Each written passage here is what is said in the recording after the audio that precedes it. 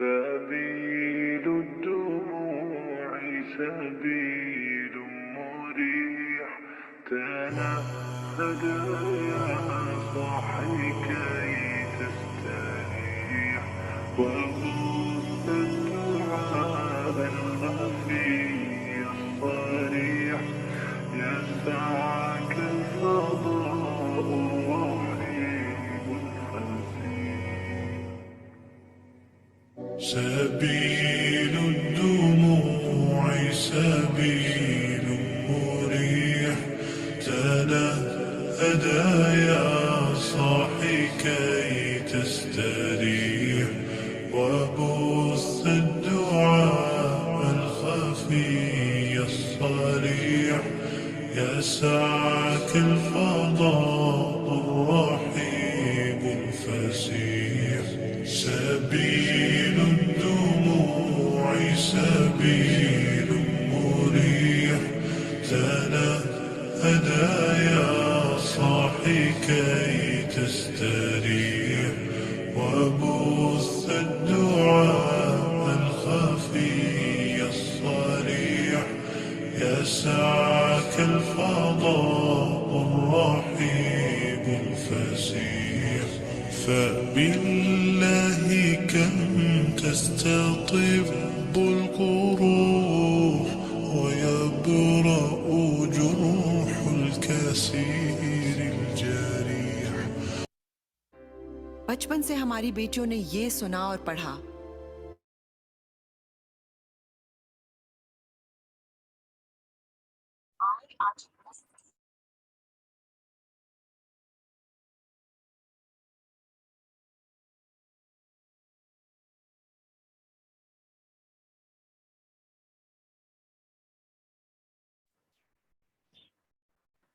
اعوذ باللہ من الشیطان الرجیم، بسم اللہ الرحمن الرحیم، رب اشرح لی صدری ویسر لی امری واحلل عقدۃ من لسانی یفقہوا قولی، رب زدنی علما رب زدنی علما رب زدنی علما، آمین۔ السلام علیکم ورحمۃ اللہ وبرکاتہ۔ انشاءاللہ امید ہے کہ آپ تمام عزیزات خیر و عافیت سے ہوں گی، اور آپ لوگ نے انشاءاللہ کل کے خلاصے سے استفادہ کیا ہوگا۔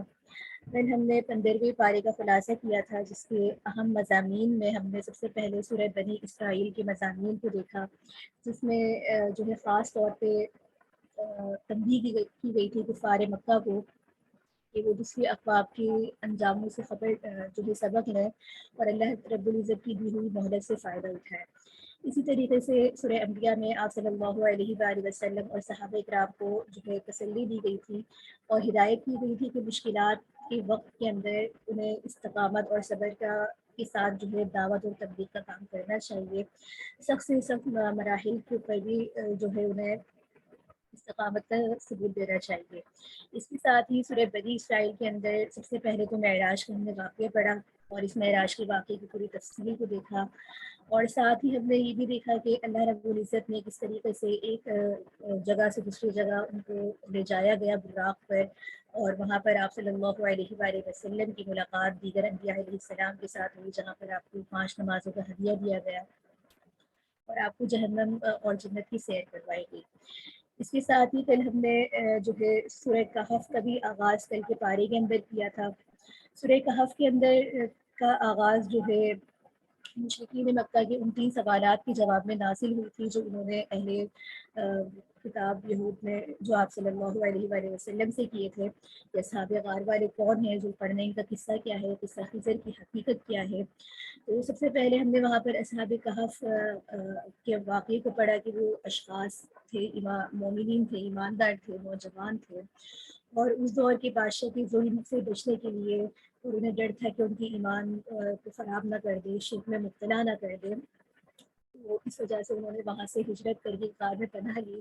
اور اللہ رب العزت نے ان پر ایک عرصہ دراز تک جو ہے نیند کو طاری رکھا، ان کے جسم کی حفاظت فرمائی۔ تو وہ پورے قصے کو بتایا وہاں پر، اور اس سے حاصل سبق یہی ہے کہ صبر، استقامت سے کام لیتے ہوئے دین کے اوپر جمے رہنا چاہیے، مشکل سے مشکل حالات بھی آئے تو بھی انسان کو جو ہے اللہ تعالیٰ سے استعانت طلب کرتے ہوئے اپنے دین کے اوپر جمے رہنا چاہیے۔ اسی طریقے سے ہم نے کل کے سبق میں حضرت خضر علیہ السلام کی جو حضرت موسیٰ علیہ السلام کے ساتھ ملاقات ہوئی تھی اس واقعے کا احاطہ کیا، جس کے پس منظر یہی ہے کہ حدیث میں اس کی تفصیل آتی ہے کہ آپ کا جو ہے ایک مرتبہ کسی نے آپ سے سوال کیا حضرت موسیٰ علیہ السلام سے کہ سب سے بڑا عالم کون ہے؟ تو چونکہ جس وقت میں جو نبی شریعت کی طرف سے مقرر ہوتے ہیں وہ اس دور کا سب سے بڑا عالم ہوتا ہے، تو حضرت موسیٰ علیہ السلام نے بھی اس نسبت سے جواب دیا کہ میں سب سے بڑا عالم ہوں۔ تو اللہ رب العزت کو یہ بات پسند نہیں آئی، اور انہوں نے اس کے جواب میں فرمایا کہ کہنا تو یہ چاہیے تھا کہ سارا علم جو ہے اللہ رب العزت کے پاس ہے، اب آپ کو کچھ ایسی چیزوں کا مشاہدہ کروائیں گے جن کا علم اور جو باتیں آپ کی جو ہے پہنچ سے باہر ہے، یعنی آپ کے علم سے بہت اوپر کی چیزیں ہیں۔ تو یہ تمام واقعہ جو حضرت خضر علیہ السلام کا آپ کی ملاقات کا ہوا تھا، یہ اس کا مشاہدہ تھا، اور انہوں نے آپ کو سفر پہ جانے سے قبل ہی بات بتا دی تھی کہ آپ میرے ساتھ رہ کر صبر نہیں کر سکیں گے، تو لہٰذا آپ میرے ساتھ سفر نہ کریں، لہٰذا حضرت موسیٰ علیہ السلام اس پر بزد دے کہ نہیں میں انشاءاللہ صبر کر دوں گا، اور آپ نے جیسی بات کہی ہے انشاءاللہ اس کو فالو بھی کروں گا۔ تو یہ تمام واقعات اس طریقے سے ہمارے چل رہے تھے۔ آج کا جو ہمارا پارہ ہے وہ 16واں پارہ ہے، اور یہ سورہ کہف کی ہی ایک کڑی اور وہی واقعہ حضرت خضر علیہ السلام کا حضرت موسیٰ علیہ السلام سے جو ملاقات کا سفر جاری تھا وہ چل رہا ہے۔ یہ صورت یہاں پر 12 رکوع کے اوپر انشاءاللہ مکمل ہوگی، جبکہ آج کے پارے میں سورہ مریم جو ہے 1 سے لے کر 6 رکوع مکمل صورت ہے، اور سورہ طٰہٰ بھی یہاں پر جو ہے مکمل صورت ہے، 8 رکوع کے اوپر مشتمل ہے۔ تو آئیے ہم یہاں پر سورہ کہف کے بقیہ مضامین کو دیکھتے ہیں جو کہ 10ویں پارے کی 10ویں رکوع کی ہی کڑی ہے۔ بسم اللہ الرحمن الرحیم۔ قال ألم أقل لك إنك لن تستطيع معي صبرا۔ سابقہ بات یہ چل رہی تھی کہ حضرت موسیٰ علیہ السلام جب حضرت خضر علیہ السلام کے ساتھ تھے تو انہوں نے ایک لڑکے کو قتل کرنے کا واقعہ تھا، تو اس کے اوپر حضرت موسیٰ علیہ السلام جو ہے بول پڑے کہ آپ نے یہ اچھا نہیں کیا، آپ نے ناحق جان کو قتل کر دیا ہے۔ تو اس کے اوپر آپ نے فرمایا تھا کہ آپ سے میں نے کہا تھا کہ آپ صبر نہیں کر سکیں گے۔ اس کے ساتھ ہی حضرت موسیٰ علیہ السلام نے کہا اچھا اب میں آپ سے کچھ نہیں پوچھوں گا، آپ مجھے بس اپنے ساتھ رکھیں، اور اس کے ساتھ ہی وہ جو ہے آگے بڑھ گئے۔ وہاں جا کے انہوں نے ایک گاؤں کے پاس ان کا ذکر ہوا، جو ہے جانا ہوا، تو گاؤں والوں سے انہوں نے کھانا مانگا تو انہوں نے انکار کر دیا۔ اتنے میں گاؤں کی جو ہے ایک دیوار گری اور دیکھا کہ حضرت خضر علیہ السلام نے اسے ٹھیک کر دیا۔ حضرت موسیٰ علیہ السلام نے فرمایا آپ چاہتے تو اس کی مزدوری لے سکتے تھے، مطلب کہ اس کی وجہ سے ہمارے جو ہے وہ جو گوشت کا سامان ہو جاتا۔ حضرت خضر علیہ السلام نے فرمایا کہ اب ہم دونوں کی راہیں الگ الگ ہیں۔ پھر یہ جتنے بھی واقعات ہوئے تھے، جیسے سابقہ واقعہ تھا کہ حضرت خضر علیہ السلام نے پہلے کشتی کے اندر شگاف ڈالا تھا، اور اس کے بعد جو ہے ایک لڑکے کو قتل کیا، پھر ایک بستی کی دیوار کو جو ہے سیدھا کیا۔ تو اب ان تمام کاموں کی مصلحت انہوں نے یہ بتائی کہ میں نے یہ کام جتنے بھی کیے ہیں یہ میں نے سب اسفل نہیں کیے بلکہ اللہ رب العزت کے حکم سے کیے ہیں۔ اور ان واقعات کی حقیقت یہ ہے کہ یہاں پر جو کشتی تھی وہ چند مسکینوں کی تھی، اور آگے جو بادشاہ تھا وہ بہت ہی ظالم تھا۔ بادشاہ جو ہے میں نے اس کشتی کو اس لیے عیبدار کر دیا کہ بادشاہ ایسی کشتی کو لینا پسند نہیں کرتا، اور اس وجہ سے ان کا جو ہے سامان بچ جاتا۔ اسی طریقے سے جو لڑکے کو قتل کیا تو اس کے والدین جو تھے مومنین اور صالحین تھے، لہٰذا یہ بڑے ہو کے سرکش ہوتا، اپنے ماں باپ کے دین کو بھی خراب کرتا ہے، لہٰذا میں نے اس کو اللہ کے حکم سے مصلحت کے تحت اس کو قتل کیا۔ اس میں یہ کہ جو دیوار کا سیدھا کرنے کا واقعہ تھا، یہ دیوار جو ہے 2 یتیم بچوں کی تھی جس کے نیچے ان کا خزانہ تھا، اور ان بچوں کا جو باپ تھا وہ نیک صالح مومن تھا۔ یہ دیوار گر پڑتی تو خزانہ جو ہے ظاہر ہو جاتا، برباد ہو جاتا، اور اس لیے میں نے اس دیوار کو صحیح کر دیا تاکہ بچوں کی جوانی تک اسے محفوظ رکھا جائے، اور اس وجہ سے میں نے اس کی دیوار کو صحیح کر دی۔ تو یہ تھے ان تمام واقعات کی ایک حقیقت تھی۔ اب یہاں پر قرآن کریم جتنے بھی یہ واقعات ان کے بیان فرمائے ہیں، اس کا اصل مقصد وہ یہی تھا کہ مشاہدہ کروانا تھا، حضرت موسیٰ علیہ السلام کو اس حقیقت کو واضح کرنا تھا کیونکہ حضرت موسیٰ علیہ السلام کا جو سوال کرنا تھا وہ شریعت کی رو سے بالکل ان کا ایک جائز تھا، کیونکہ کسی کی بھی ملکیت میں اس کی اجازت کے بغیر کوئی تصرف نہیں کر سکتے، اور خاص طور پہ اس کی ملکیت میں تو کوئی نقصان بالکل بھی نہیں پہنچا سکتے۔ وہ اسی طریقے سے حضرت خضر علیہ السلام نے بھی جو ہے کشتی والوں کی اجازت کے بغیر اس میں جو ہے ایک شگاف ڈال دیا تھا، تو ان کا یہ پوچھنا ایک جائز تھا۔ یہاں پر یہ بات بھی تھی، کسی بے گناہ کو قتل کرنا شریعت کے اندر جو ہے نہایت سنگین جرم ہے، یہاں تک کہ اگر کوئی بالغ لڑکا کو بھی اگر قتل کر دیا جائے، کوئی کافر بھی ہو، تو حالت جنگ میں اس کو بھی جو ہے جائز نہیں ہے۔ تو ان کا یہ سوال پوچھنا بھی اس وجہ سے تھا کہ ایک ناحق قتل آپ نے کیسے کر دیا۔ تو یہ تمام جس طریقے سے واقعات ہوئے تھے یہ شریعت کی رو سے جائز نہیں تھے۔ تو اب سوال یہ ہوتا ہے کہ حضرت خضر علیہ السلام نے جتنے بھی کام تھے وہ شریعت کی رو سے بالکل الگ کیے تھے، تو اس کی کیا حکمت ہے؟ تو اس بات کو سمجھنے سے پہلے یہ بات سمجھ لی جائے کہ جتنی بھی معاملات ہوتے ہیں جن کا تعلق ہمیں دکھ رہا ہوتا ہے، اچھے ہوتے ہیں یا برے ہوتے ہیں، تو اسے اصلاح میں علم تکوین کہا جاتا ہے، یعنی کہ وہ علم جس کا براہ راست اللہ رب العزت کی حکمت سے اور اس کی تکوینی احکامات کے ذریعے تعلق ہوتا ہے، اور اللہ رب العزت اس کو کنٹرول کرتا ہے کہ کون شخص کتنے عرصے زندہ رہے گا، کس کو کتنا رزق ملے گا، کون کتنا جیے گا، کس کو کیسے موت آئے گی۔ تو یہ سب اللہ تعالیٰ کی حکمت کے تحت ہوتا ہے کہ وہ کس کو کتنا دے رہا ہے، کس کی موت کب آ رہی ہے۔ اب ملک الموت ہے وہ اللہ رب العزت کے حکم سے ہی کسی کی موت جو ہے لینے آتا ہے، اس کو کوئی شخص برا نہیں کہہ سکتا، کیونکہ وہ اللہ کا ایک مقرر کردہ احکام ہے۔ تو یہاں پہ بھی جتنے بھی احکامات تھے وہ علم تکوینی سے تعلق رکھتے تھے، تو اللہ رب العزت کا مقصد یہ دکھانا تھا کہ اللہ کا علم بہت وسیع ہے اور یہ اس علم کا ایک ذرا سا حصہ ہے، لہٰذا ہمیں اپنی عقل کے مطابق جو ہے ہم کوئی بھی یہ نہیں کہہ سکتا کہ ہمارا علم زیادہ ہے یا ہم بڑے علم والے ہیں۔ تو یہ تھی ان تمام اسباق اور واقعات کی حقیقت۔ آگے جو ہے 11واں رکوع اس صورت کا شروع ہو رہا ہے، اور آیات آپ کے سامنے اس طریقے سے ہیں کہ وَيَسْأَلُونَكَ عَنْ ذِي الْقَرْنَيْنِ قُلْ سَأَتْلُو عَلَيْكُم مِّنْهُ ذِكْرًا۔ یہاں پر وہ تیسرا سوال ہے جو یہود کے وفد نے آپ صلی اللہ علیہ وآلہ وسلم سے کیا تھا ذو القرنین کے بارے میں۔ تو یہاں پر یہ جو ان کا قصہ ہے ان کے بارے میں یہ آتا ہے کہ یہ جو ہے نہایتی صاحب قوت اور بڑے زبردست قسم کے ایک بادشاہ تھے۔ ایک روز مغرب کی انتہائی حد تک پہنچے، وہاں کی اقوام کے ساتھ بہت اچھا سلوک کیا۔ انہوں نے گویا کہ 3 سفر کیے تھے جس کا قرآن کریم میں بڑا تفصیل کے ساتھ ذکر آیا ہے۔ تو ذو القرنین کے جو لفظی معنی ہوتے ہیں وہ 2 سینگوں والا ہوتا ہے۔ اب یہ معلوم نہیں کہ کسی بادشاہ کا لقب تھا، کیونکہ قرآن کریم میں اس بارے میں کوئی تفصیل نہیں ہے کہ وہ کون تھے، کس زمانے میں تھے۔ البتہ ہمارے بعض مفسرین حضرات کا یہ خیال ہے کہ یہ فلسطین کے اندر آباد تھے اور انہوں نے بہت 3 لمبے سفر کیے تھے۔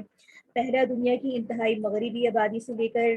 کیا تھا، دوسرا مشرق کی آبادی سے لے کر، اور تیسرا انتہائی شمالی علاقے سے لے کر،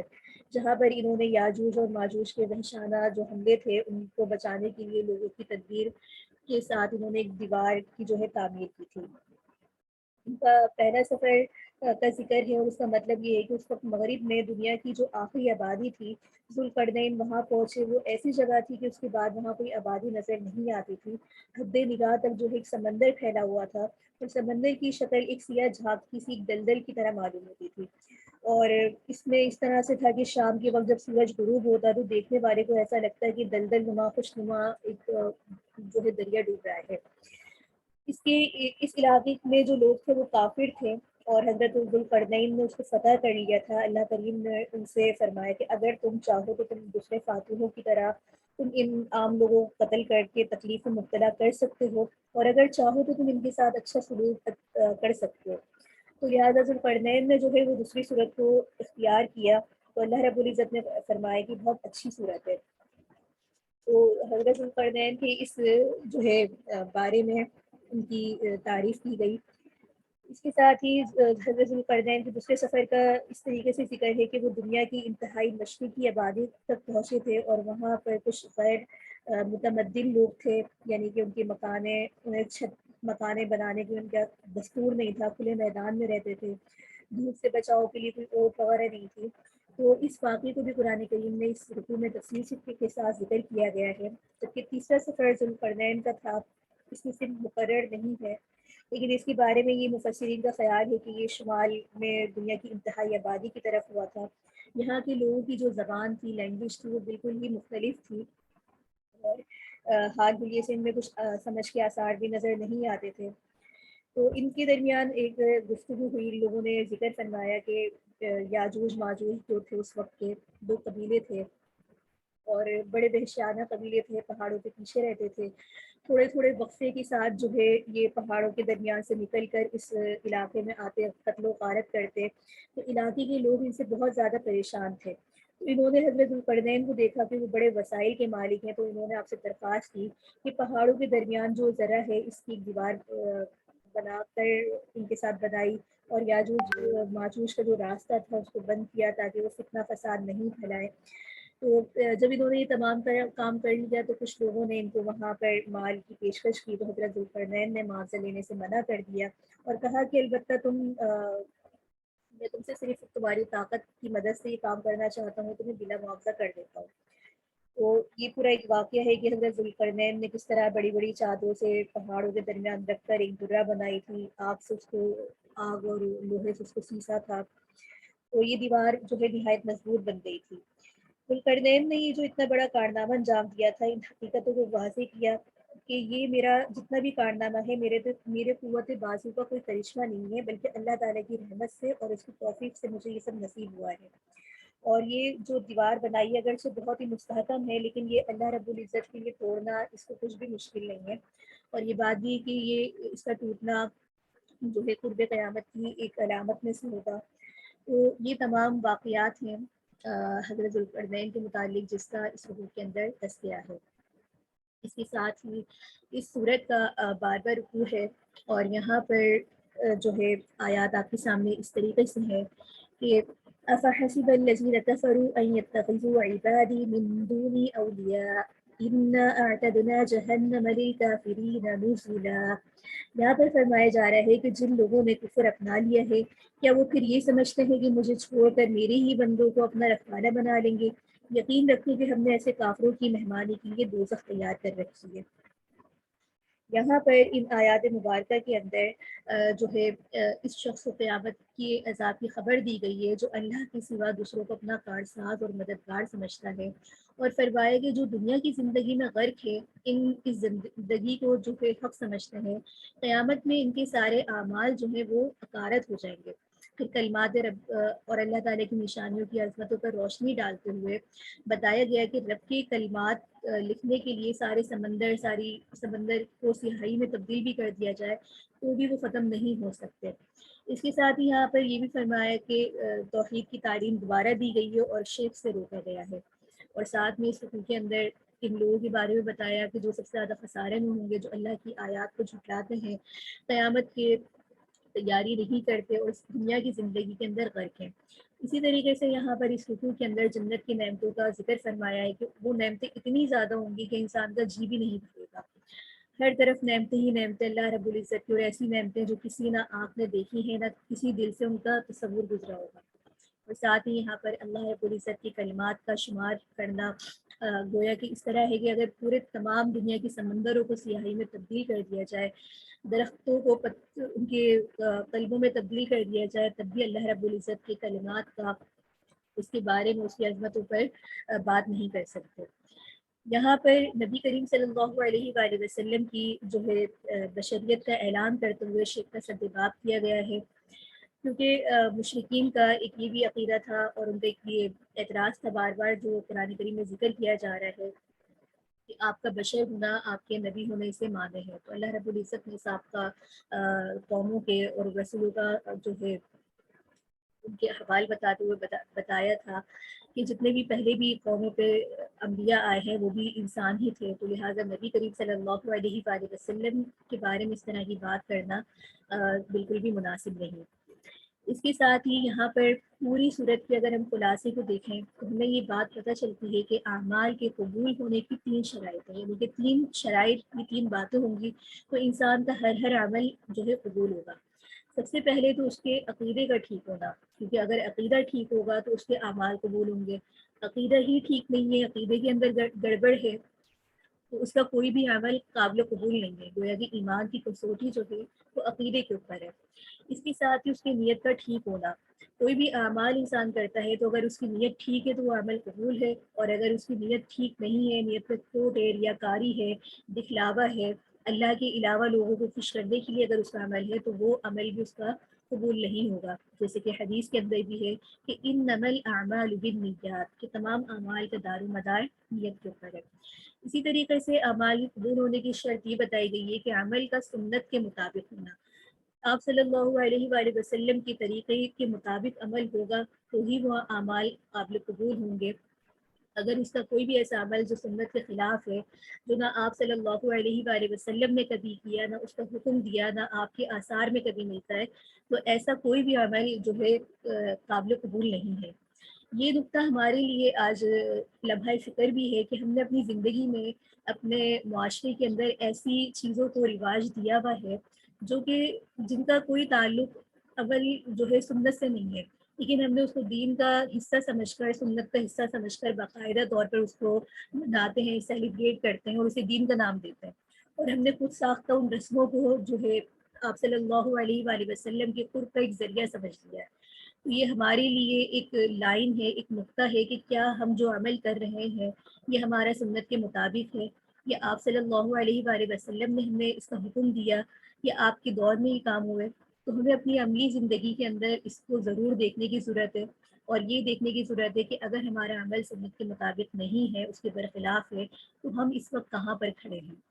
تو یہ تھا اس صورت کا تمام خلاصہ جو کہ میں نے آپ کے سامنے کچھ اہم نکات پیش کیے. اس کے ساتھ ہی آگے سورہ مریم شروع ہو رہی ہے اس بارے میں، اور سورہ مریم کی وجہ تسمیہ یہی ہے کہ اس صورت کی آیات میں وَاذْكُرْ فِي الْكِتَابِ مریم سے یہ جو ہے نام ماخوذ کیا ہے، جس سے مراد یہ ہے کہ اس میں حضرت مریم علیہ السلام کے بارے کے اندر ان کے عقائد، ان کے بارے میں جو عقیدہ تسلیس رکھا جاتا تھا عیسائیوں کی تردید کی گئی ہے. اس کے ساتھ ہی اگر ہم اس کے زمانے نزول کو دیکھیں تو ہجرت حبشہ سے کچھ عرصے قبل یہ نازل ہوئی تھی. اور اس کے ساتھ ہی اگر ہم مضامین کو دیکھیں تو سورہ مریم کے مضامین میں ہمیں سب سے پہلے تو مکہ میں مسلمانوں پر جو قریش کے مظالم تھے وہ انتہا کو پہنچ گئے تھے. عہد و پن، ظلم، ستم اور معاشی دباؤ کا کوئی بھی حربہ باقی نہ تھا جو آزمایا نہیں گیا تھا. اس کے ساتھ ہی مکہ کی سرزمین مسلمانوں کے لیے جو ہے وہ تنگ کر دی گئی تھی. اس بنا پر مسلمان مجبور ہو کر جو ہے انہوں نے ہجرت کی تھی. ہجرت کرنے کے ساتھ ہی جو ہے یہ بات بھی تھی کہ مسلمان مجبور ہو کر جو ہے مظلوم ہو گئے تھے، پناہ گزیر ہو گئے تھے، حبشہ کی طرف ہجرت کرنے والے تھے. ایسے حالات میں جب ہجرت کی طرف حبشہ کی طرف ہجرت ہونے والی تھی تو چلتے ہوئے زاد راہ کے طور پر یہ صورت ان کے ساتھ تھی کہ جس میں دو پہلے رکوع میں حضرت یحییٰ علیہ السلام، حضرت عیسیٰ علیہ السلام کے قصے کا بیان ہے، تاکہ عیسائیوں کے ملک میں مسلمان حضرت عیسیٰ علیہ السلام کی بالکل جو ہے ایک حیثیت کو پیش کریں. اسی طرح سے جو مسلمان تھے ان کو یہ تعلیم دی گئی کہ دین کے معاملے میں ذرہ برابر بھی جو ہے مراہمت نہ کیا جائے، اور دوسری طرف دعوت اور تبلیغ کا فریضہ اپنا انجام دیا جائے. اسی طرح سے یہاں پر اس کے مضامین میں ان حالات کے زمانے کے حالات کی مناسبت سے حضرت ابراہیم علیہ السلام کے قصے کو سنایا گیا ہے، کیونکہ ایسے حالات میں وہ بھی اپنے باپ اور اپنے خاندان اور اپنے اہل و عیال کے ظلم اور ستم سے جو ہے تنگا کر وطن کی طرف سے نکل کھڑے ہوئے تھے، ہجرت کی تھی. اسی طرح یہاں پر کفار کو یہ بتایا گیا ہے کہ آج ہجرت کرنے والے مسلمان حضرت ابراہیم علیہ السلام کی جو ہے پوزیشن میں ہے، تم حضرت ابراہیم علیہ السلام پر جو ہے ظلم کرنے والوں کی پوزیشن میں جنہوں نے تمہارے باپ پیشوا حضرت ابراہیم علیہ السلام کو گھر سے نکالا تھا. دوسری طرف یہاں پر جو مہاجرین اور عام مسلمانوں کو بشارت دی گئی ہے کہ جس طرح حضرت ابراہیم علیہ السلام گھر سے نکل کر تباہ نہ ہوئے بلکہ آخرت میں ان کا بہت بلند مقام ہوا، اور ایسے ہی بہتر انجام جو ہے تمہارا بھی ہوگا. اس کے ساتھ ہی یہاں پر دوسرے انبیاء علیہ السلام کا تذکرہ ہے، جس کے ساتھ یہ بتانا مقصود ہے کہ تمام انبیاء علیہ السلام وہی دین لے کر آئے ہیں جو محمد صلی اللہ علیہ وآلہ وسلم لے کر آئے ہیں. اسی طریقے سے یہاں پر یہ بھی بتایا جا رہا ہے کہ کفار کی جو گمراہی ہے ان کے اوپر سخت تنقید کی گئی ہے، اور کلام کے ختم پر اہل ایمان کو یہ نویس سنائی گئی ہے کہ دشمنان حق کی جتنی بھی کوششیں ہوں گی وہ آخر کار جو ہے سب ناکام ہو جائیں گی، اور کامیاب انشاءاللہ تم ہی ہوگی۔ اس کے ساتھ ہی یہاں پر پہلا رکوع شروع ہو رہا ہے سورت کا، اور رکوع کی ابتدا ان آیات کے ساتھ ہوتی ہے۔ بسم اللہ الرحمن الرحیم، کاف ہا یا عین صاد، ذکر رحمت ربک عبدہ زکریا اذ نادى ربه نداء خفیا۔ یہاں پر ابتدا جو ہے حروف مقطعات سے ہو رہی ہے۔ آگے فرمایا جا رہا ہے یہ ذکر ہے اس رحمت کا جو تمہارے پروردگار نے اپنے بندے زکریا علیہ السلام پر کی۔ اس رکوع میں حضرت زکریا علیہ السلام پر اللہ تعالیٰ کے فضل اور انعامات کا تذکرہ ہے کہ ان کی بیوی باج تھی، لیکن جب حضرت زکریا علیہ السلام نے اللہ سے دعا مانگی تو ان کو لڑکی کی بشارت ملی، تو انہوں نے تعجب سے کہا کہ رب انی یکون لی غلام وکانت امراتی عاقرا وقد بلغت من الکبر عتیا قال کذلک۔ کیونکہ حضرت زکریا علیہ السلام کے بارے میں آتا ہے کہ اس وقت ان کی عمر تقریباً 100 سال سے تجاوز کر گئی تھی، اور ان کی جو اہلیہ تھی وہ بھی تقریباً 90 سال سے زیادہ کی عمر تھی، تو ایسے وقت میں اولاد کا ہونا ظاہر ایک ناممکن سی بات تھی۔ تو ان کا تعجب کرنا اس بنا پر تھا کہ اتنی عمر میں یہ کیسے ہو سکتا ہے۔ اللہ رب العزت نے ان کے لیے خوشخبری دی اور بتایا کہ اس لڑکی کا نام جو ہے یحییٰ تجویز کیا۔ پھر حضرت یحییٰ علیہ السلام کی نبوت اور ان کی پاکیزہ زندگی کا اس رکوع کے اندر جو ہے ذکر ملتا ہے۔ اس رکوع کے اندر یہ بات ہے کہ اللہ رب العزت سے مانگنے والے جو ہے کبھی بھی محروم نہیں ہوتے۔ گویا کہ ہمیں یہاں دعا کے اوپر دعا کا طریقہ تو پتہ ہی ہے، لیکن دعا کے ساتھ جو چیز چاہیے یقین، اس چیز کی طرف رب العزت اشارہ فرما رہے ہیں۔ بعض دفعہ ہمیں یہ لگتا ہے کہ دعا ہماری قبول نہیں ہو رہی، یا ہم اس طریقے سے مانگیں، تو اللہ رب العزت وہ دعا ضرور سنتے ہیں، یقین ہونا چاہیے، اور اس کی قبولیت کے اوپر بھی یقین ہونا چاہیے۔ اور بعض اوقات انسان کو وہ چیز نہیں ملتی جس کی ہم نے دعا کی ہوتی ہے، اور اللہ رب العزت بہتر جانتے ہیں کہ اس کی کوئی مصلحت ہوتی ہے، کہ اس سے بہتر ہمیں کچھ ملنا ہوتا ہے۔ یہ تمام اللہ رب العزت کی حکمت ہوتی ہے۔ اور ساتھ ہی یہاں پر حضرت یحییٰ علیہ السلام کی عظمت کا بیان کرتے ہوئے آگے رکوع میں بھی اسی کا تذکرہ چل رہا ہے۔ آیات آپ کے سامنے اس طریقے سے ہے کہ وَاذْكُرْ فِي الْكِتَابِ مَرْيَمَ إِذْ انتبذت من اہلها مکانا شرقیا۔ یہاں پر اس رکوع کے اندر فرمایا جا رہا ہے، اور اس کتاب میں مریم علیہ السلام کا بھی تذکرہ ہے، اس وقت کا تذکرہ جو اپنے گھر والوں سے علیحدہ ہو کر اس جگہ چلی گئی تھی جو مشرق کی طرف واقع ہے۔ یہاں پر اس رکوع میں حضرت مریم علیہ السلام اور ان کی پاس بازی اور عبادت گزاری کا تذکرہ کرتے ہوئے حضرت عیسیٰ علیہ السلام کی پیدائش کا حال جو ہے، جو ایک معجزانہ پیدائش تھی، اس کا تذکرہ ہے کہ حضرت عیسیٰ علیہ السلام کی جس طرح ایک پیدائش ہوئی تھی، اور انہیں بتایا گیا تھا کہ اس طریقے سے آپ کو اللہ رب العزت اولاد عطا فرمائیں گے، اور وہ خود آپ کی جو ہے پاک دامنی کی گواہی دے گی، اور ایسا ہی ہوا تھا۔ یہ تمام پیدائش کا ذکر کرنے کے بعد ان گروہوں کی تردید کی گئی ہے جو حضرت مریم علیہ السلام پہ نعوذ باللہ حضرت عیسیٰ علیہ السلام کی پیدائش کی بنا پر بہتان لگاتے تھے، اور ان کی بھی جو حضرت عیسیٰ علیہ السلام کو خدا کا بیٹا سمجھتے تھے۔ اور ساتھ ہی اس رکوع میں اس بات کا بھی تذکرہ ہے کہ حضرت مریم علیہ السلام پر جو الزام تھا، اس کے جواب حضرت عیسیٰ علیہ السلام نے جھولے میں دیا تھا کہ قال انی عبد اللہ اتانی الکتاب وجعلنی نبیا۔ انہوں نے فرمایا تھا کہ میں اللہ کا وہ بندہ ہوں جس کو اللہ نے کتاب دی، نبی بنایا، پھر برکت الہی یہ ہے کہ وہ نماز، روزہ، زکوٰۃ دینے کا حکم دیا، اور والدین کے ساتھ حسن سلوک سے پیش آنے کا حکم دیا۔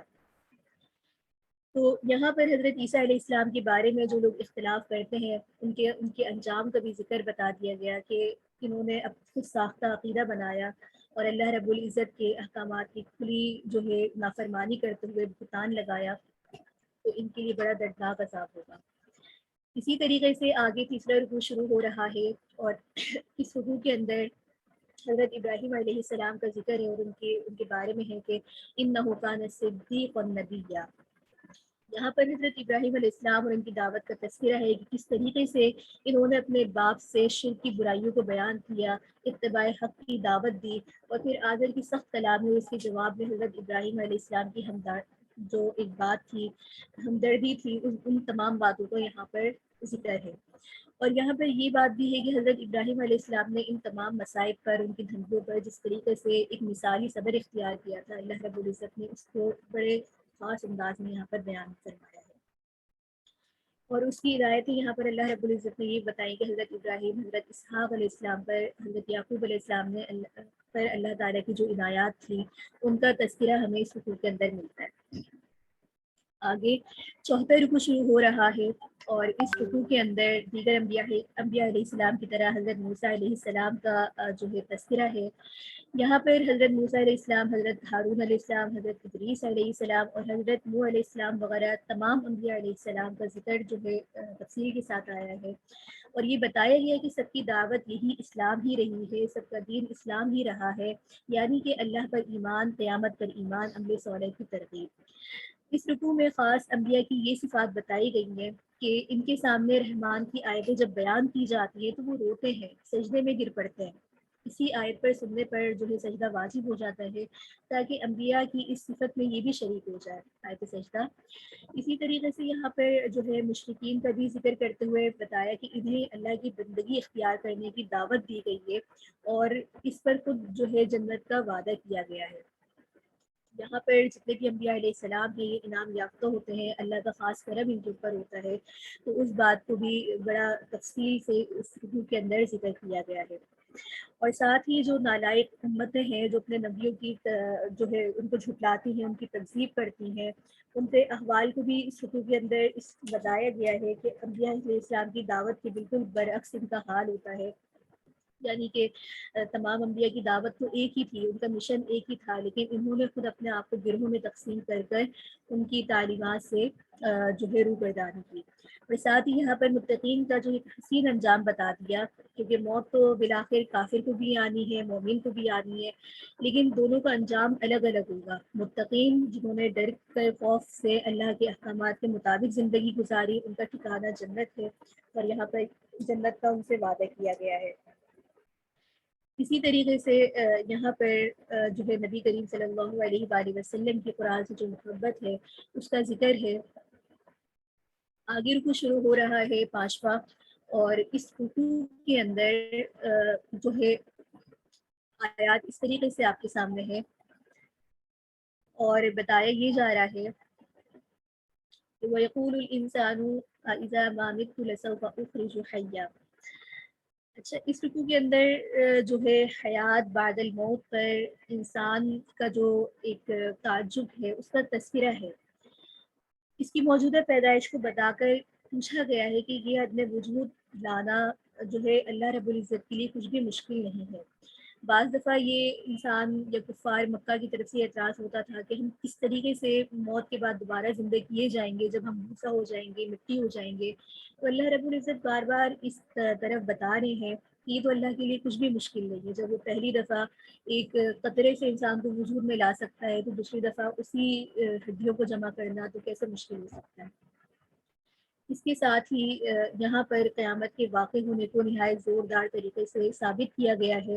اور جو منکرین کا جو حشر ہوگا قیامت کے دن اس کا ذکر ہے۔ اور یہاں پر یہ بھی بتایا گیا کہ کافر جو ہے دنیا پرستی کے اندر مبتلا ہے، ان کے کفر کی پرزور مذمت کی گئی ہے، اور ان لوگوں کو سخت دھمکی دی گئی ہے جو دنیا میں غرق ہو کے آخرت کو بالکل بھول بیٹھے ہیں، جس کے نتیجے میں کیا ہوا کہ کفر اور انکار کے اندر یہ لوگ مبتلا ہو گئے۔ یہاں پر یہ بات بھی ہے کہ مال و دولت یا اولاد کی کثرت جو ہے وہ اللہ کی رضا کی علامت یہ لوگ سمجھتے تھے کہ جس کے پاس مال ہے یا دولت ہے یا اولاد کی کثرت بہت زیادہ ہے تو گویا کہ اللہ رب العزت ان سے راضی ہے۔ یہاں پر اللہ نے اپنی رضا کا جو ہے ایک اصول بتا دیا ہے، قاعدہ بتا دیا کہ یہ اللہ کی رضا کا یا تقوی کا کوئی معیار نہیں ہے۔ تو اصل چیز اللہ کی رضا ہے، اس کی اطاعت کرنا، آپ صلی اللہ علیہ وآلہ وسلم کی اطاعت کرنا، ان کے احکامات کی پیروی کرنا۔ اس کے ساتھ ہی اس صورت کا جو آخری رکوع ہے، چھٹا رکوع ہے، اور آیات ہمارے سامنے اس طریقے سے ہیں۔ أَلَمْ تَرَ أَنَّا أَرْسَلْنَا الشَّيَاطِينَ عَلَى الْكَافِرِينَ تَؤُوزُهُمْ أَزًّا۔ سب سے پہلے تو اس رکوع کے اندر یہ بتایا گیا کہ کافروں کو شیطان طرح طرح سے ابھارتا ہے، اسی طریقے سے منکرین کے جو خوفناک انجام ہے اس کا ذکر ہے، اور پھر خدا کے بیٹے ہونے کا جو عقیدہ انہوں نے گھڑ لیا تھا اس کی مذمت کرتے ہوئے بتایا کہ ایسے لوگوں کے اوپر سخت ترین عذاب ہوگا۔ اس رکوع کے اندر قیامت کی جو ہولناکیاں ہیں ان کو اللہ رب العزت نے بڑے تفصیل کے ساتھ ذکر کیا ہے کہ قیامت کے دن ان کا کیا حال ہوگا، ان کا کوئی مددگار نہیں ہوگا، یہاں تک کہ جن کے پیچھے انہوں نے اپنے ایمانوں کو خراب کیا، جھٹلایا، تکذیب کی، وہ معبود بھی ان سے خود جو ہے پناہ مانگ لیں گے کہ ہم نے تو تمہیں ایسا نہیں کہا تھا۔ تو یہ ایک احوال ہے اور طرح طرح کے عذاب کا انہیں سامنا کرنا پڑے گا۔ شرک، اللہ رب العزت کے ساتھ کسی کو شریک کرنا، اور سب سے بدترین شرک کیا ہے کہ کسی کو اللہ کی اولاد قرار دینا۔ اور انہوں نے یہ جو ہے ارتکاب کیا کہ اللہ رب العزت کے انبیاء علیہ السلام جو کہ اس کے پیغمبر تھے، پیسنجر تھے، انہیں کو اللہ رب العزت کی اولاد قرار دے کر بدترین شرک کا جو ہے گناہ اپنے سر مول لیا۔ اور ساتھ ہی یہاں پر نیک لوگوں کے لیے دنیا میں انعامات کیا ہیں، اس آیت میں بتایا گیا ہے کہ دنیا میں جو نیک لوگ ہوتے ہیں ان کے لیے انعام یہ ہوتا ہے کہ اللہ رب العزت لوگوں کے دل میں بھی اس کی محبت ڈال دیتے ہیں، تو لوگ ان سے محبت کرتے ہیں، تو یہ اللہ تعالیٰ کی طرف سے خصوصی انعام ہوتا ہے ان کے لیے، دنیا کے نیک لوگوں کا اپنے دل کے اندر محبت پیدا کرنا، محبت محسوس کرنا، تو اس کو اللہ رب العزت نے دنیا میں ایک انعام قرار دیا ہے۔ اس کے ساتھ ہی یہاں پر یہ بات بتائی جا رہی ہے کہ تبلیغ کا جو فریضہ ہے وہ قرآن حکیم کے ذریعے ہی ادا کیا جا سکتا ہے، اس کی تعلیمات پر عمل کر کر۔ اور یہاں یہ بات بھی مشرکین کے لیے کہ دنیا میں آ کر یہ لوگ کبھی بھی اپنے گناہوں کی تلافی نہیں کریں گے، جس طرح سے قیامت میں ان کے سوالات ہوں گے کہ ہمیں دنیا میں ایک دفعہ لوٹا دیا جائے، ہم جا کے اپنے گناہوں کی تلافی کر لیں گے، نیک عمل کر لیں گے، تو دنیا میں آنا ان کے لیے دوبارہ کسی کے لیے بھی ناممکن ہوگا۔ لہٰذا یہ بات تنبیہ کے لیے طور پہ کی جا رہی ہے کہ جو بھی عمل کرنا ہے وہ اس دنیا میں اسی وقت میں کر لو، اس کی بات جو ہے دوبارہ تمہیں زندگی نہیں ملے گی۔ آگے سورۃ طٰہٰ شروع ہو رہی ہے، اور اس سورت کی ابتدا یہ حروف مقطعات سے ہو رہی ہے، اسی نسبت سے اس سورت کا نام سورۃ طٰہٰ ہے۔ زمانۂ نزول کے اعتبار سے دیکھیں تو سورہ مریم کے زمانۂ نزول کے قریب ہی اس کا زمانۂ نزول ہے، اور مضامین کے اعتبار سے دیکھیں تو اس صورت میں سب سے پہلے تو عرب میں جو یہودیوں کی ایک بڑی تعداد تھی اور ان کے علمی اور ذہنی بلندی کی وجہ سے روم اور حبشہ کی جو عیسائیت کی سلطنت کے اثرات عربوں میں بھی عام طور پر حضرت موسیٰ علیہ السلام کو خدا کا نبی جاننا تھا، اور اس صورتحال کی بنا پر اس صورت میں جو ہے سب سے پہلے حضرت موسیٰ علیہ السلام کے قصے کو بیان کیا، جس سے یہ بتانا مقصود ہے کہ اللہ تعالیٰ جب کسی کو نبی بناتا ہے تو باضابطہ طور پر جو ہے کوئی ایسا اعلان نہیں کرتا، اور نبوت اسی طرح اچانک خاموشی کے ساتھ جو ہے عطا کر دی جاتی ہے، جیسے کہ حضرت موسیٰ علیہ السلام کو عطا کی گئی تھی۔ اب اس پر یہ اچنبھا کیوں ہو رہا ہے کہ محمد صلی اللہ علیہ وآلہ وسلم کو یکایک ایک نبی بنا کر تمہارے سامنے کیسے پیش کر دیا گیا؟ نہ اعلان، نہ آسمان پر ہوا، نہ زمین پر ہوا، نہ فرشتے کوئی اس طریقے سے اعلان کرتے ہوئے آئے۔ تو یہاں پر یہ بتایا جا رہا ہے کہ ایسے اعلانات پہلے نبیوں کی تقرری پہ تب ہوا ہے جو آج ہوگا۔ اسی کے ساتھ اس کے مضامین میں ہمیں یہ بات بھی ملتی ہے کہ جو دین آج رسول اللہ صلی اللہ علیہ وآلہ وسلم پیش کرتے ہیں، یہی دین اللہ نے حضرت موسیٰ علیہ السلام کو نبی بناتے وقت سکھایا تھا۔ اسی طریقے سے یہ بتایا جا رہا ہے کہ جس طریقے سے آپ صلی اللہ علیہ وآلہ وسلم بغیر کسی بنیادی ساز و سامان لاہو لشکر کے تن تنہا قریش کے مقابلے میں دعوت حق کا علم لے کر کھڑے ہوئے ہیں، ٹھیک اسی طرح حضرت موسیٰ علیہ السلام بھی فرعون جیسے جابر بادشاہ اور اس کی زبردست حکومت کے مقابلے میں کھڑے ہوئے تھے۔ اس کے ساتھ ہی جو اعتراضات اور شبہات اور الزامات اور ان کے ظلم کے ڈنڈے اہل مکہ نے استعمال کیے تھے، کل یہی فرعون بھی سب کچھ کر رہا تھا، تو اس کے مقابلے میں حضرت موسیٰ علیہ السلام جو ہے کھڑے ہوئے تھے۔ اس کے ساتھ ہی صورت میں حضرت آدم علیہ السلام کا قصہ بیان ہوا ہے، جسے بتانا، یہ سمجھانا مقصود ہے کہ جس روش پر منکرین قرآن جا رہے ہیں دراصل شیطان کی پیروی کر رہے ہیں، اتفاقاً شیطان کے بہلائے ہوئے آ جانے سے تو خیر ایک وقتی کمزوری ہوتی ہے جس کا علاج فوری طور پر توبہ یا رجوع اللہ سے ہو سکتا ہے، اور یہ روش انسانیت اور بشریت سے ہے۔ غلطی پر اصرار اور ہر دھرمی، حق کے مقابلے میں تکبر، غرور، شیطانیت، یہ سب جو ہے اللہ تعالیٰ کی لعنت کا موجب ہے۔ پھر آخر میں یہ بتایا گیا کہ آپ صلی اللہ علیہ وآلہ وسلم کو اور مسلمانوں کو سمجھایا گیا کہ ان منکرین حق کے معاملے میں جلدی اور بے صبری سے کام نہ لیں۔ اللہ کی سنت اور طریقہ تو یہ ہے کہ فوراً عذاب نہیں آتا، فوراً گرفت نہیں ہوتی، بلکہ ان کو مہلت دی جاتی ہے۔ ساتھ ہی جو ہے صبر استقامت کی تاکید کی گئی ہے، نماز پڑھنے کی تاکید کی گئی ہے، اہل ایمان کو صبر کی تلقین کی گئی ہے، اور فرمایا گیا ہے کہ قناعت رضا اللہ کی خاطر جد و جہد میں ثابت قدم رہیں، پختہ ایمان رہیں۔ تو اس صورت کے تمام مضامین ان کا احاطہ کر رہے ہیں۔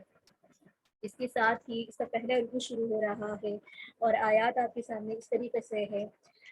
بسم اللہ الرحمن الرحیم، طه ما انزلنا علیک القرآن لتشقى۔ اس کے بارے میں سب سے پہلے تو ایک یہ بات بھی ہے کہ یہ سورت جو تھی حضرت عمر رضی اللہ تعالیٰ عنہ کے دین اسلام لانے کے وقت کے مناسبت سے بھی ہے، کیونکہ اس وقت جو ہے تعلیمات اتنی عام نہیں ہوئی تھی، اور حضرت عمر رضی اللہ تعالیٰ عنہ جو ہے اس وقت تک مسلمان نہیں ہوئے تھے، تو انہیں کسی نے خبر دی کہ آپ کی بہن اور بہنوئی جو ہے مسلمان ہو گئے ہیں، تو بڑے غصے کے اندر اپنے گھر کے اندر داخل ہوئے، اور جب ان کی نظر ان صحائف پر پڑی تو بالکل ایک حیران ہو گئے، اور ان کے دل میں یہ بات آئی کہ یہ کلام جو ہے وہ اللہ کا ہی کلام ہے، کسی غیر کا کلام نہیں ہو سکتا۔ اور یہ آپ صلی اللہ علیہ وآلہ وسلم کی اس دعا کے نتیجے میں ان کو ایمان کی دولت نصیب ہوئی تھی، جو آپ نے فرمائی تھی کہ یا اللہ، ابو جہل یا عمر بن خطاب میں سے کسی ایک کو اسلام کی توفیق دے، اسلام کی قوت کا ساز و سامان پیدا فرما۔ چنانچہ یہ خوش نصیبی جو ہے حضرت عمر رضی اللہ تعالیٰ عنہ کے نصیب میں آئی تھی۔ اب ان آیات میں فرمایا جا رہا ہے کہ ہم نے قرآن اس لیے نازل نہیں کیا کہ تم تکلیف اٹھاؤ۔ یہاں پر آپ صلی اللہ علیہ وآلہ وسلم کو تسلی دی گئی ہے، اور ساتھ میں یہ بتایا گیا کہ قرآن سے فائدہ وہی لوگ اٹھاتے ہیں جو دل میں اللہ کا خوف رکھتے ہیں۔ پھر حضرت موسیٰ علیہ السلام کو نبوت دیے جانے کے واقعے کو بتایا کہ انہوں نے طور پر ایک آگ دیکھی، وہاں پہنچے، آواز آئی کہ میں تمہارا رب ہوں، لہٰذا یہاں اپنے دونوں جوتے اتار دو۔ پھر اللہ تعالیٰ سے جو گفتگو ہوئی اس کا تفصیلی طور پر ذکر ہے، اور پھر اس بات کا ذکر ہے کہ اللہ تعالیٰ نے آپ کو فرعون تک جو ہے ایک پیغام توحید پہنچانے کا حکم دیا، اور بطور نشانی آپ کو دو معجزات جو ہے نصیب فرمائے۔ ایک تو آپ کو لاٹھی دی جو اژدہا بن جاتا تھا، اور دوسرا ید بیضا جس کا ہم نے پہلے بھی ذکر پڑھا تھا۔ اس کے ساتھ ہی آگے دوسرا رکوع شروع ہو رہا ہے، اور اس دوسرے رکوع کی آیات اس دعا کے ساتھ ہے۔ سب سے پہلے تو حضرت موسیٰ علیہ السلام کی اللہ سے درخواست کا اور اس کی مقبولیت کا ذکر ہے، جو حضرت موسیٰ علیہ السلام نے کی تھی کہ میرے بھائی ہارون کو میرا مددگار بنا دیجیے۔ پھر ان کے بچپن کا تذکرہ کیا گیا کہ کس طرح فرعون کے پنجے سے بچا کر فرعون ہی کے گھر کے اندر ان کو پرورش کا انتظام کروایا، ان کی ماں کا دودھ پلوایا، پھر مختلف زبانوں میں حضرت موسیٰ علیہ السلام پر جو اللہ تعالیٰ کے فضل کرم ہوا اس کا تذکرہ ہے، اور پھر اس مکالمے کا بھی ذکر ہے جو حضرت موسیٰ علیہ السلام کے درمیان کوہ طور پر ہوا تھا۔ حضرت موسیٰ علیہ السلام کو فرعون کو پیغام پہنچانے کا بیان ہے، اور حضرت موسیٰ علیہ السلام اور فرعون کے درمیان جو گفتگو ہوئی تھی اس کا تفصیلی طور پر ان تمام رکوع کے اندر ذکر ہے۔ اس کے ساتھ ہی آگے تیسرا رکوع شروع ہو رہا ہے، اور تیسرے رکوع کی آیات آپ کے سامنے اس طریقے سے ہے۔ یہاں پر بھی حضرت موسیٰ علیہ السلام کا جو ہے تبلیغ کا ذکر ہے کہ کس طرح جو ہے فرعون کے مقابلے کے اندر جو ہے انہوں نے تبلیغ کی تھی، حیل و حجت کا ذکر ہے، اور ساتھ ہی فرعون کے جادوگروں کے ذریعے جو حضرت موسیٰ علیہ السلام سے مقابلہ کرنے، اور پھر جادوگروں پہ جب ان کی حقیقت آشنا ہوئی تھی تو وہ سب ایمان لے کر آ گئے تھے، اور وہ کیونکہ جادوگر تھے وہ جانتے تھے کہ ہم یہ جادو ہو ہی نہیں سکتا، تو یہ جب ان کی ایمان لانے کا تذکرہ ہے، اور فرعون نے جب ان کو ڈرایا، غیظ و غضب کا اظہار کیا، اور جادوگروں کو دھمکی دی کہ اگر تم نے اس طرح سے ایمان کو نہیں چھوڑا، لیکن وہاں پر کیونکہ ظاہر ہے وہ مسلمان ہو گئے تھے، ایمان لے کر آ گئے تھے، اور استقامت کے ساتھ پھر وہ جو ہے اس پر جمے رہے، انہوں نے کسی کی پرواہ نہیں کی اور اپنے دین کے اوپر قائم رہے۔ ان تمام چیزوں کا ذکر کرتے ہوئے فرما دیا کہ ایسے لوگوں کے لیے جنت ہے جس کے نیچے نہریں بہتی ہوں گی، وہ اس کے اندر ہمیشہ رہیں گے۔ اور یہاں پر مجرموں اور مومنوں کا انجام کا ذکر ہے، جس کا ہم پہلے بھی پڑھتے ہوئے آ رہے ہیں کہ جو مجرم ہوں گے، اللہ کی آیات کو جھٹلانے والے ہوں گے، ان کے لیے صرف اور صرف دوزخ کا عذاب ہی ہوگا۔ اس کے ساتھ ہی چوتھا رکوع شروع ہو رہا ہے اس سورت کا، اور یہاں پر بھی حضرت موسیٰ علیہ السلام کا جو راتوں رات بنی اسرائیل کو لے کر مصر سے نکل جانے کا واقعہ ہے، اس کا ذکر ہے، اور فرعون کا ایک لشکر جو ان کے تعاقب میں گیا تھا وہ سب غرق ہو گیا تھا۔ پھر بنی اسرائیل پر جو اللہ تعالیٰ کے احسانات ہیں، بے شمار اللہ نے ان کے اوپر نعمت نازل فرمائی، تو ان تمام کا ذکر ہے، اور ساتھ میں یہاں پر اس بات کا بھی بیان ہے کہ حضرت موسیٰ علیہ السلام کو اللہ رب العزت نے کوہ طور پر طلب فرمایا، اور اسی اسنا میں کیا ہوا کہ کس طریقے سے بنی اسرائیل گمراہ ہو گئے اور سامری جادوگر کے جو ہے بہکاوے میں آ گئے اور بچڑے کی پوجا انہوں نے شروع کر دی۔ تو یہ تھی بنی اسرائیل کے بارے میں کہ بجائے انہیں ان نعمتوں کا شکر ادا کرنا چاہیے تھا، لیکن انہوں نے کیا کیا کہ جو ہے ناشکری کی، اللہ کی نعمتوں سے روگردانی کی اور گمراہ ہو گئے۔ اور شرک بھی ایسا ہے کہ اللہ کی ایک جو بچڑا تھا، اللہ ہی کی ایک نعمت تھی، اللہ ہی کا سب کچھ تھا، اسی کو اپنا معبود بنا بیٹھے۔ اس کے ساتھ ہی یہاں پر یہ بات بھی ہے کہ اجرت پسندی جو ہے مناسب نہیں ہے۔ اس رکوع کے اندر ہمیں ان تمام باتوں کا احاطہ ملتا ہے۔ اس کے ساتھ ہی آگے 5واں رکوع ہے، اور آیات آپ کے سامنے اس طریقے سے ہے کہ یہاں پر بھی جو ہے وہی سلسلہ چل رہا ہے کوہ پرستی کا کہ وَلَقَدْ قَالَ لَهُمْ هَارُونَ مِن قَبْلُ يَا قَوْمِ إِنَّمَا فُتِنْتُمْ بِهِ وَإِنَّ رَبَّكُمُ الرَّحْمَنُ فَاتَّبِعُونِي وَأَطِيعُوا أَمْرِي۔ یہاں یہی سلسلہ ہے کہ بنی اسرائیل نے جب جو ہے بچھڑے کی پرست شروع کر دی تھی، تو حضرت ہارون علیہ السلام نے ان کو بہت سمجھایا لیکن نہیں مانے، اور جواب دیا کہ طور سے موسیٰ کی واپسی تک جو ہے ہم اسی کی پوجا میں مبتلا رہیں گے، یہاں تک کہ جب حضرت موسیٰ علیہ السلام کوہ طور سے واپس آئے اور یہ صورتحال دیکھ کر وہ سخت برہم ہو گئے، اور سامری سے اس کے بارے میں انہوں نے باس پرس کی، تو اس نے کہا کہ اپنے معبود بچڑے کا بت کا حال دیکھنا ہے کہ کس طریقے سے ہم اسے جو ہے جنازہ رسم کرتے ہیں، اس کے ذرے جو ہے دریا میں بہاتے ہیں، تو اس کے جتنے بھی سامری تھے اور اس کے معبود تھے، ان کا انجام بڑا برے طریقے سے ہوا تھا۔ اور اس کے بعد قرآن کریم نے اپنا سابقہ اسلوب دوبارہ بیان کیا کہ قرآن کریم میں یہ جتنے بھی قصے بیان ہو رہے ہیں، ان قصوں کی حکمت کیا ہے۔ ان قصوں کی حکمت ہم نے پہلے بھی پڑھی اور یہاں بھی بتائی جا رہی ہے کہ ان سے سبق لیا جائے، ان اقوام کے احوال سے سبق لینے کے بعد ان تمام چیزوں سے بچا جائے جن سے اللہ رب العزت نے سخت طریقے سے منع فرمایا۔ اس کے ساتھ ہی یہاں پر روز قیامت جو مجرموں کا حال ہوگا اس کو بتایا گیا ہے کہ ان کا کوئی مددگار نہیں ہوگا، نہایت ہی سخت تکلیف میں ہوں گے، اور وہ بار بار اس چیز کی التجا کریں گے کہ ہمیں جو ہے دوبارہ ایک دفعہ دنیا میں بھیج دیا جائے، اور ان کے چہرے مست کر دیے جائیں گے، سخت تکلیف میں ہوں گے، طرح طرح کے عذاب انہیں دیے جائیں گے۔ اس رکوع میں جو ہے اس بات کا تذکرہ ہے۔ اس کے ساتھ ہی آگے 6واں رکوع شروع ہو رہا ہے، اور اس رکوع کے اندر یہ بات ہے کہ ان کا سوال ہوتا تھا قیامت کے موقع پر کہ وَيَسْأَلُونَكَ عَنِ الْجِبَالِ فَقُلْ يَنسِفُهَا رَبِّي نَسْفًا، کہ کس طریقے سے قیامت کے موقع کے اوپر جو ہے پہاڑ ریزہ ریزہ ہو جائیں گے، گویا کہ ہیبت سے تو کچھ نہیں بول سکیں گے۔ تو یہاں پر ایک پورا وہ اس ہولناکی کا اس منظر کشی کی گئی ہے، جب قیامت کا منظر ہوگا، زمین، پہاڑ، آسمان، سب کا کیا حال ہوگا، کیا افراتفری کا عالم ہوگا۔ تو یہاں پر یہ بتایا گیا، اور ساتھ ہی یہاں پر یہ بتایا جا رہا ہے کہ نیک عمل کرنے والوں کی برائیوں سے ملبوس انسانوں کو اس کے عمل کے مطابق جو ہے جزا اور سزا پر ملتی ہے۔ اسی طریقے سے روز قیامت جو ہے شفاعت کا بیان ہے کہ ہم نے پہلے بھی یہ بات پڑھی کہ امتیوں کے اوپر جو ہے ان کے انبیاء علیہ السلام جو ہے گواہ ہوں گے، اور پھر شفاعت کبریٰ کا حق آپ صلی اللہ علیہ وآلہ وسلم کو حاصل ہوگا، وہ بھی اللہ رب العزت کی اجازت کے ساتھ، اللہ کی رحمت کے ساتھ۔ اسی طریقے سے یہاں پر قرآن کریم کا ایک مقصد نزول بتایا جا رہا ہے کہ قرآن کریم یہ سابقہ اقوام کے جو احوال بتا رہا ہے، اس سے عبرت حاصل کرنا، ہدایت حاصل کرنا، اور اپنی زندگی کو اس کے اصول کے مطابق ڈھا لینا، یہی اصل مقصد ہے۔ اس کے ساتھ ہی ہمیں اس حقوق کے اندر ان کی اہمیت کے بارے میں یہ آیت بھی ملتی ہے کہ رب زدنی علما۔ تو گویا کہ یہاں پر یہ اشارہ ہے کہ اللہ رب العزت کے نزدیک علم کی اتنی زیادہ اہمیت ہے کہ اس نے بطور دعا ہمیں یہ سکھایا کہ ہم اپنے رب سے علم اس طریقے سے مانگیں۔ اس کے ساتھ ہی دوبارہ جو ہے قصہ آدم اور ابلیس کا ذکر ہے،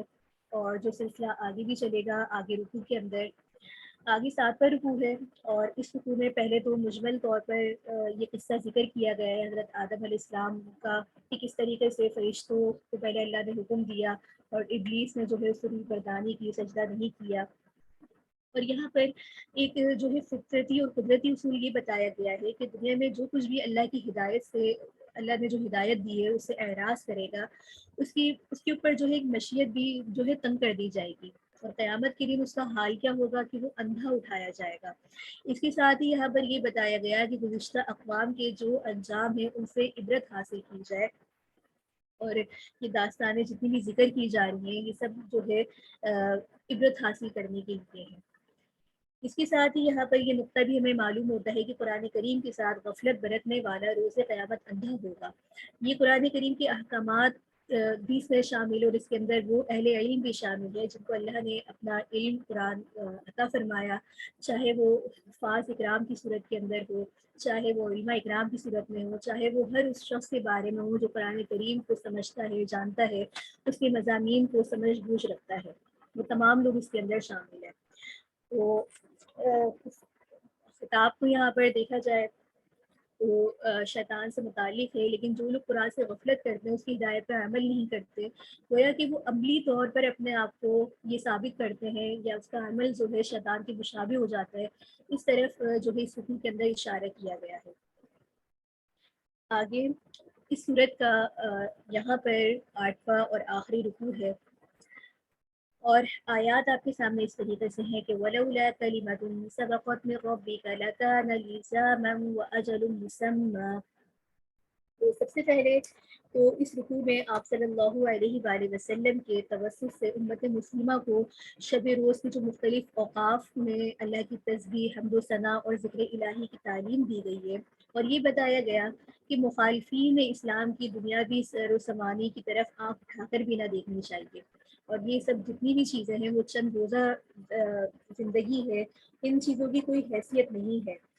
اس جہاں میں اس کو ان چیزوں کے ذریعے جو ہے صرف ایک آزمایا جا رہا ہے۔ اس کے ساتھ ہی یہاں پر یہ حکم بھی دیا جا رہا ہے کہ وہ خود جو ہے اپنے اہل و عیال کو بھی جو ہے نماز کا حکم دے، اس کا پابند بنائے۔ گویا کہ انسان صرف اپنے اعمال کا مکلف نہیں ہے بلکہ اپنے اہل و عیال کی بھی ایمان کی اس کو فکر کرنی چاہیے۔ اس لیے بار بار دعوت کا، تبلیغ کا جو سب سے پہلا حق آتا ہے وہ اپنے گھر سے ہی شروع ہوتا ہے۔ جس طریقے سے آپ صلی اللہ علیہ وآلہ وسلم کے اوپر بھی جب نبوت کے آثار ہوئے، وحی آئی، تو آپ نے سب سے پہلے اس کا ذکر جو ہے اپنے اہل و عیال سے کیا، اپنے دوستوں احباب سے کیا۔ تو یہ ہمارے لیے ایک نقطہ بھی ہے، ایک نظریہ ہے کہ دعوت کا کام جو انسان کو سب سے پہلے اپنے گھر سے شروع کرنا چاہیے۔ اور یہاں پر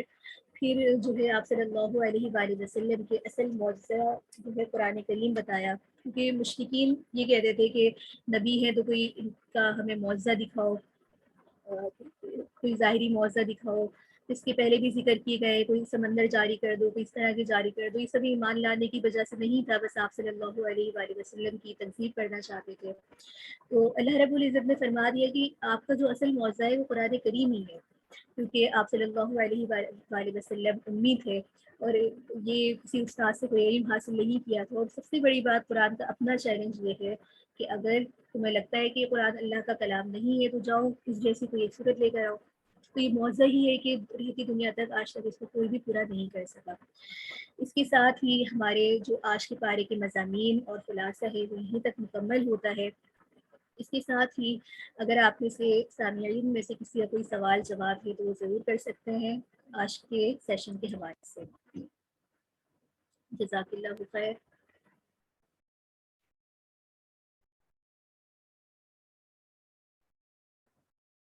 وہی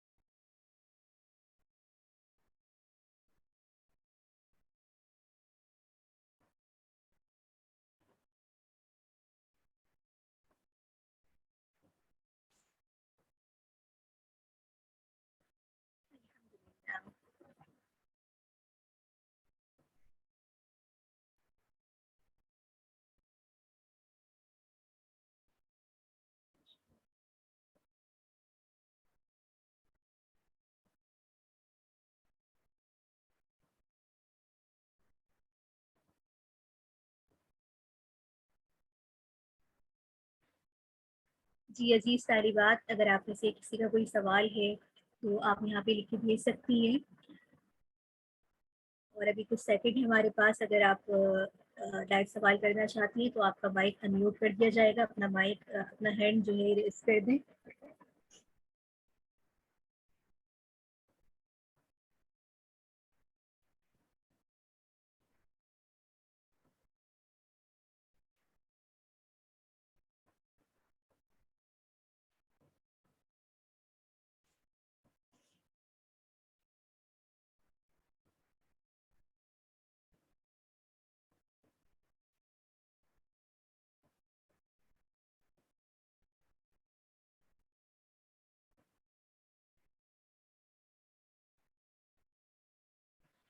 ٹھیک ہے عزیز، ساری بات آپ کا بھی کوئی سوال نہیں ہے تو ہم اس نشست کو ختم کر دیتے ہیں، اور انشاءاللہ کل اگلے پارے کے خلاصے کے ساتھ حاضر ہوں گے۔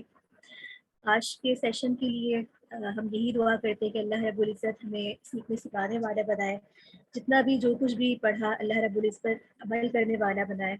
اور ہمیں ایسا ایمان نصیب فرمائے جو ایمان شعوری ہو، غیر شعوری نہ ہو، سمجھ بوجھ کے ساتھ، تاکہ اس کے اندر پختگی ہو۔ اللہ رب العزت سے دعا ہے کہ ہمیں بھی دعوت و تبلیغ کا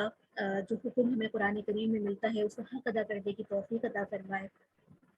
ہم اس تعلیم کو اپنے گھروں سے لے کر امت مسلمہ کے ہر اس فرد تک جہاں ہماری پہنچ ہو، ہم اپنا پیغام جو قرآن کریم کا پیغام ہے اس کو آگے فارورڈ کر سکیں، اور اللہ رب العزت ہمیں وہ تاثیر عطا فرمائے کہ ہم خود بھی اس پر عمل کرنے والے ہوں، اور ہماری بات جو ہے لوگوں کے قلوب پر اثر انداز ہو۔ وآخر دعوانا ان الحمد لله رب العالمين اللهم إنا أسألك حسن الخاتمة اللهم إنا أسألك توبة نصوح قبل الموت يا مقلب القلوب ثبت قلبي على دينك سبحانك اللهم وبحمدك أشهد أن لا إله إلا أنت أستغفرك وأتوب إليك آمين۔ السلام علیکم ورحمۃ اللہ وبرکاتہ۔